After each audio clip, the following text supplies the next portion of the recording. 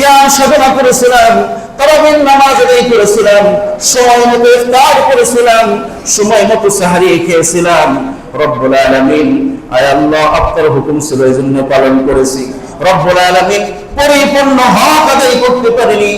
আয় আল্লাহ, আপনি আমাদের সিয়াম সাধনাগুলো, আমাদের সাহারি ইফতারগুলো, তারাবির নামাজগুলোকে কবুল আর মঞ্জুর করে দেন। এই জন্য 6 মাস ধরে রমজান মাস কবুল হলো কিনা এর জন্য কি করা? দোয়া করা।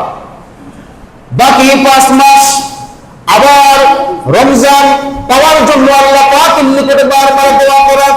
রাসূলুল্লাহ সাল্লাল্লাহু আলাইহি ওয়াসাল্লাম যে দোয়া করেছিলেন, সেই দোয়া আমাদেরকে বেশি বেশি করতে হবে।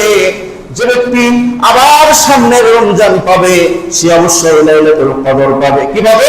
সে অবশ্যই লাইলাতুল কদর পাবে।